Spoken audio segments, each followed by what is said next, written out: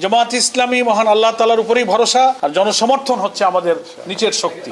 এর মধ্য দিয়ে আমরা যাব। এবং আমাদের জামাত নিজেই বলেছেন যে যদি মহান আল্লাহ তাআলার রহমতে এবং জনগণের ভালোবাসা আমাদের উপরে রাষ্ট্রের দায়িত্ব আসে, তো উনি পূর্বের মতোই স্বভাবসুলভভাবে বলেছেন যে আমরা তো শাসক হব না, আমরা জনগণের সেবক হব, জনগণকে আমরা সার্ভ করব।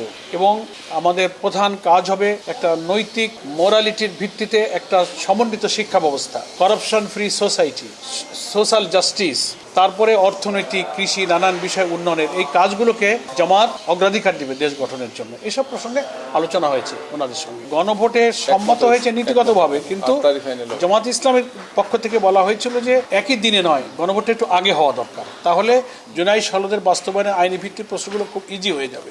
তো এটা ৮ তারিখে আবার বৈঠক আছে, পজিটিভলি হয়তো সকল দল এবং স্টেক হোল্ডার আলোচনায় একটা জায়গায় পৌঁছাবার জন্য আমরা আশাবাদ ব্যক্ত করছি। এবং আরও কিছু বিষয় রয়ে গেছে, আইনি ভিত্তির প্রশ্ন রয়ে গেছে, তারপর জুলাই সনদের যে সমস্ত বিষয়গুলো একটু নোট অফ ডিসেন্ট ছিল, সেগুলো অন্যান্য দলগুলো যাদের যেটা নোট অফ ডিসেন্ট ছিল সেগুলোকে একটা জায়গায় সম্মতভাবে করা যায় কিনা, সেসব আশা করি আমরা একটা আশাবাদ আমাদের মধ্যে তৈরি হয়েছে যে ৮ তারিখের আলোচনায় হয়তো এগুলোর একটা নিষ্পত্তি হবে ইনশাআল্লাহ।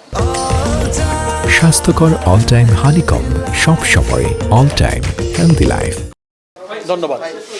জনগণের তো যে কোনো ধরনের ভাবনার অধিকার আছে, এটা আমরা এটাকে ভালোভাবেই দেখি। তবে কূটনীতিকদের আগ্রহ যে বেড়েছে জামাত ইসলামী সম্পর্কে, জামাত ইসলামী জনগণের সাথে জামাত ইসলামীর যে সম্পর্ক, দেশ গঠনের ব্যাপারে জামাতের যে অঙ্গীকার, তারপর ঢাকা বিশ্ববিদ্যালয়, জাহাঙ্গীরনগর বিশ্ববিদ্যালয়ের নির্বাচনের ফলাফল, জনগণের মধ্যে যে সমস্ত উৎসাহ উদ্দীপনা, সব মিলিয়ে রাজনীতি 16 বছরে তো জনগণের কাছে আমরা যেতে পারিনি, আমাদেরকে যেতে দেওয়া হয়নি। তো এখন তো আমরা একটা বাধাহীন রাজনৈতিক সাংবিধানিক অধিকার আমরা অ্যাভেল করতে পারছি, যে কারণে জনগণও আমাদের মেসেজ পাচ্ছে, শুনতে পাচ্ছে, বুঝতে পারছে, বলে জনগণের সাথে আমাদের ইন্টারাকশন বেড়েছে। তারা আমাদের বুঝতে পারার সুযোগের কারণে জনমত জামাতের অনুকূলে আসছে। এটা দেশি বিদেশি কূটনীতিক এবং সারা দুনিয়ার আগ্রহ বেড়ে যাওয়ার একটা কারণ হতে পারে। তো আমাদের কূটনীতিকরা যে আমির জামাতের সঙ্গে দেখা করছেন এবং খুব ব্যাপক হারে সাক্ষাৎ করছেন, এটা এই আগ্রহেরই একটা প্রমাণ। এটা মানুষের আগ্রহ হতেই পারে, এটা দোষণীয় নয়। জামাত ইসলামী মহান আল্লাহ তাআলার উপরেই ভরসা, আর জনসমর্থন হচ্ছে আমাদের নিচের শক্তি।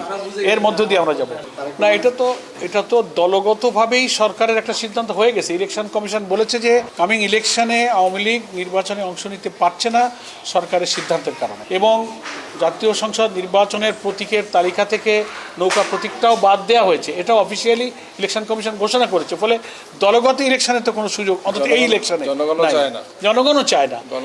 তারপরে এখন কে কাকে ভোট দেবে, আওয়ামী লীগের ভোটাররা কোথায় ভোট দেবে, that is up to them, এটা তো আমরা বলতে পারবো না, এই আর কি।